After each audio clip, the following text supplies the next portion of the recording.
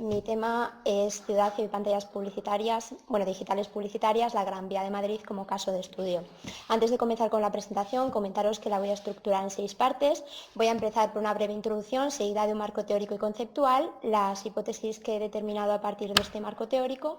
la metodología que he seguido y finalmente los resultados obtenidos junto con las conclusiones. Comenzando por el principio, comentaros que elegí este tema por la creciente e imparable digitalización e informatización que está teniendo lugar en la sociedad y el imparable auge de las nuevas tecnologías. Me llamaba mucho la atención que todos los medios, como por ejemplo la radio y también la prensa, se habían digitalizado y han pasado a consumirse en la pantalla de una tablet o un smartphone, y con ellos la publicidad que en ellos se insertaba ha pasado también a formar parte de las pantallas. Es por ello que me apetecía estudiar cómo la publicidad exterior, en busca de esa digitalización y de poder ser consumida a través de diferentes pantallas, se pasa a insertar en este tipo de soportes. Partiendo de esto, he definido mi objeto de estudio, que es el conjunto de pantallas digitales que irrumpen de forma progresiva en la Gran Vía madrileña y lo hacen como un soporte publicitario que tienen un contenido audiovisual. Además, el objetivo principal de esta investigación era analizar los motivos y efectos de la implantación de estas pantallas, sobre todo en el espacio urbano de la Gran Vía, pero también poniendo un especial hincapié y un especial interés en la Plaza del Callao. A partir de estos objetos de estudio y este objetivo principal, también definí uno secundario, que era acotar las causas que llevaban a la implementación de estas pantallas y, en segundo lugar, determinar qué funciones específicas tenía la publicidad exterior outdoors digital con respecto a aquella más tradicional que se insertaba en vallas publicitarias y en otros soportes analógicos, por decirlo de algún modo.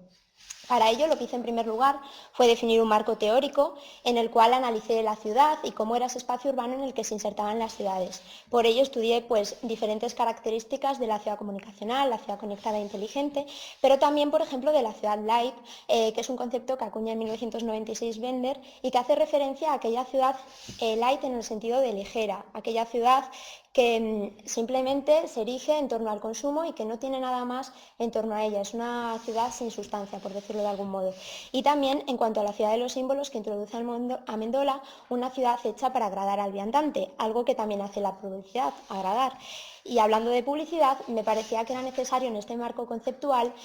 definir qué entendía yo como publicidad outdoors digital. Aunque a partir de ahora hablaré en publicidad exterior en general, siempre me refiero a la publicidad exterior outdoors digital,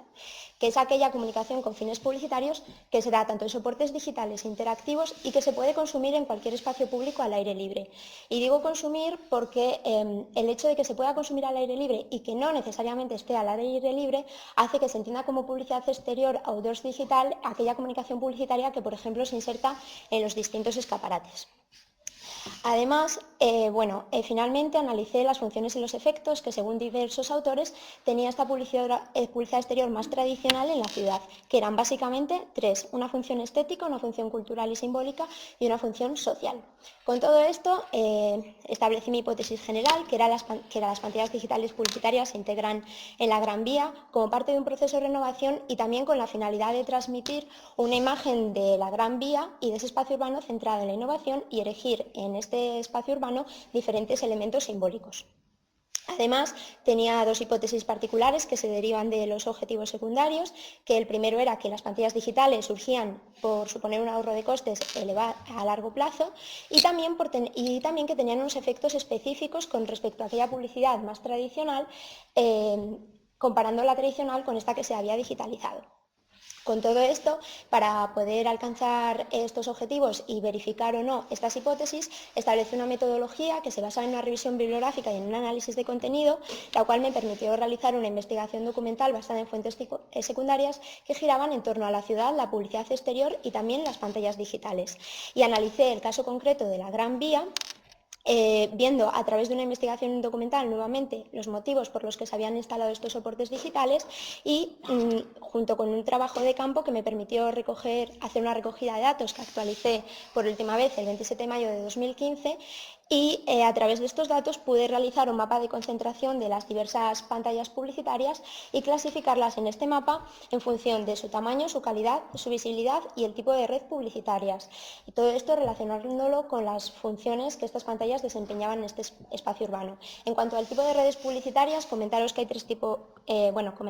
tipos de redes publicitarias. El primero son las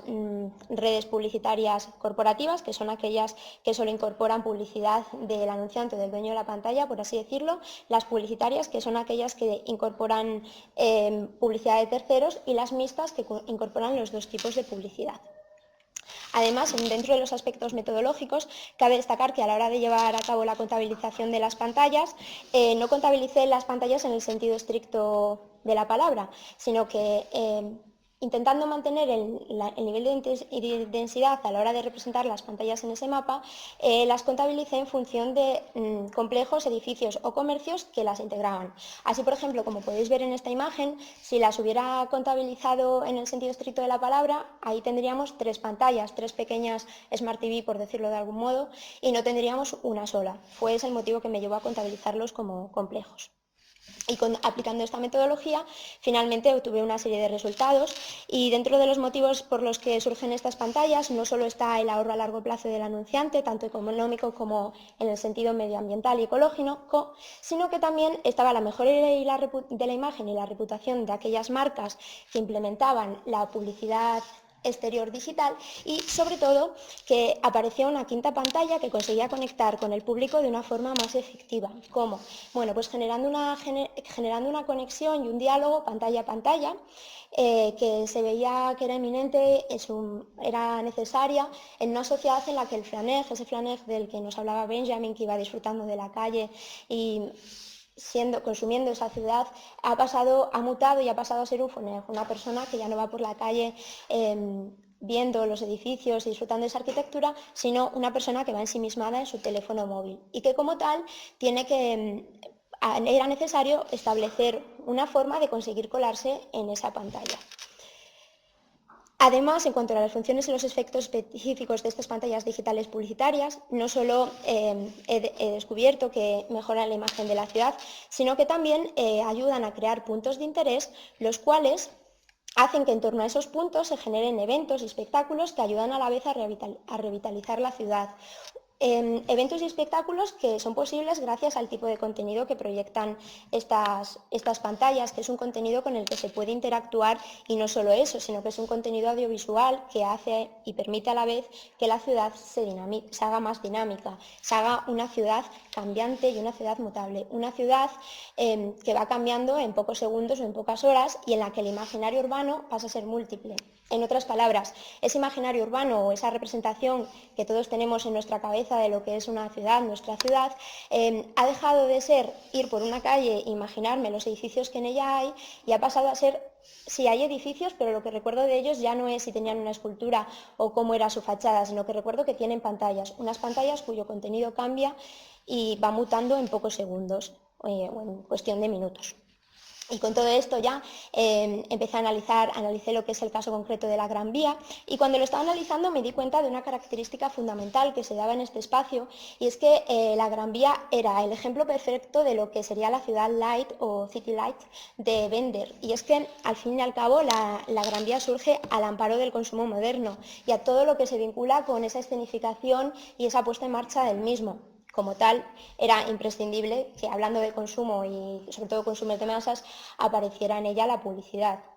Y era, pues, al fin y al cabo, esta publicidad venía en el año en el que se empieza a construir la Gran Vía, que es en torno a 1910, está relacionada sobre todo con Estados Unidos. Estamos hablando en los años de la Primera Guerra Mundial, y tenemos que recordar la importancia que la publicidad que Estados Unidos tiene en esos años en todo lo que está siendo Europa.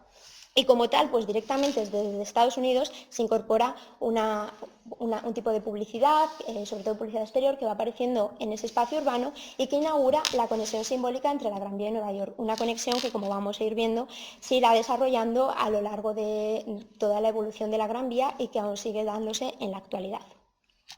Además, ligada a esa publicidad y a la importancia de la misma, aparece la de la luminotecnia en los escaparates, la de las luces y los colores. Como se puede ver en esta imagen del Palacio de la Música hacia 1950, pues las luces de neón tenían una importancia básica en esa fotografía. Pero incluso aunque no llegara a ser tanta como la que tenía en Nueva York, sí que se intentaba asimilar y hacer entender a la gente, a personas que en muchas ocasiones ni siquiera iban a poder ir a Nueva York, pero sí que tenían que saber y se les intentaba hacer entender que la Gran Vía era al fin y al cabo una representación de ese Nueva York a pequeña escala, y de ahí que se hagan representaciones como esta que tenéis a la derecha, que es, bueno, es una representación en acuarela de lo que sería la Gran Vía de noche realizada por Ángel del Campo. Con todo esto, deciros que la Gran Vía sigue su evolución, y es en 2010 cuando de repente hay un cambio radical, porque se permite integrar las diferentes pantallas digitales a través de un acuerdo, una normativa que hace el Ayuntamiento de Madrid. Se crean las llamadas escenas encendidas de Gran Vía y Callao, y se empiezan a implementar aquellas pantallas digitales en diferentes, en principio, teatros y cines, y que luego pasan a ser diferentes comercios. Con ello no solo se busca dar esa imagen de innovación a la ciudad, sino que también se busca crear esa imagen, ese diálogo pantalla a pantalla más efectivo, y sobre todo se busca revitalizar una zona. No hay que olvidar que la Gran Vía nace y se va desarrollando como una zona, un espacio urbano que tiene un cierto glamour, pero que hacia finales del siglo XIX y principios del XX acaba cayendo en una calle vulgar, en una calle en la que está llena de franquicias y de tiendas de souvenirs. Entonces, en busca de revitalizar esa zona y volverle a otorgar ese glamour, y cómo no, de volver a asimilar lo que es la Gran Vía a Nueva York, se intenta incorporar esas pantallas, haciendo que Callao pase a ser Times Square, y el tercer tramo de la Gran Vía, que el que va desde Callao hasta Plaza España, sea una pequeña imitación, por así decirlo, de lo que sería Broadway. Con todo esto van surgiendo diferentes pantallas que, como podéis ver, se extienden a lo largo de la Gran Vía, y sobre todo se concentran en la plaza de la intersección con la plaza de Callao. Es en esta intersección donde aparecen las pantallas no solo de mayor tamaño, mayor calidad y mayor visibilidad, sino también las pantallas que tienen una comunicación mixta, es decir, que incorporan tanto publicidad propia como de terceros. Y son estas pantallas las que permiten sobre todo hacer que el espacio se audiovisualice, sea dinámico y como consecuencia sea mutable. Como podéis ver en esta imagen, que es una fotografía del edificio Carrión, el edificio Sueps, que seguro que todos ustedes conocen, en función del contenido que se esté proyectando en la pantalla digital de los cines Callaos, el edificio va cambiando y va mutando de color, y es un cambio que tiene lugar en apenas unos segundos. Pero no solo eso, sino que además estas grandes pantallas también cumplen aquellas funciones más tradicionales, ya que ayudan a crear símbolos en el espacio urbano, como son pues, el Palacio de la Prensa o el Teatro Lope de Vega, que sirven como punto de encuentro para los foráneos y también para los habitantes, y también tienen una función social porque ayudan, según los últimos estudios, ayudan a entretener y a informar a los ciudadanos. Y finalmente también tiene una función estética porque aterriza en la ciudad. Pero no solo las grandes pantallas, sino que también las de pequeño formato tienen gran importancia porque ayudan a arropar y a dar coherencia, introduciendo la culminación de ese espectáculo audiovisual, publicitario, comercial y lumínico que tiene lugar en Callao. Y ya terminando, decir que con todos estos resultados pude verificar mi hipótesis general, viendo que no solamente se integran en busca de ese proceso de renovación, innovación y en la creación de elementos simbólicos, sino también en busca de audiovisualización, de que ese espacio sea mutable y demás. Verifiqué también las hipótesis particulares, ya que se integran sobre todo por un ahorro de costes a largo plazo, pero también en búsqueda de una mejora de la marca y de una comunicación más efectiva, y tienen unos efectos específicos con respecto a la publicidad exterior outdoors tradicional, que como hemos ido viendo están relacionados con ese dinamismo. Ya terminando, decir que cuando terminé de realizar esta investigación me surgían nuevas líneas de investigación que me parecen aprovechables de cara pues, a futuras investigaciones, y que se relacionan, por ejemplo, cómo se usan estas pantallas en Nueva York, y ver si realmente se implementan igual que se hacen en la Gran Vía o hay diferencias, cumplen otras funciones y demás. Y, cómo no, también me parece muy interesante estudiar cómo se comporta ese público, el público de esas pantallas frente a ellas, y ver si esas pantallas, cuando llevan un tiempo allí puestas,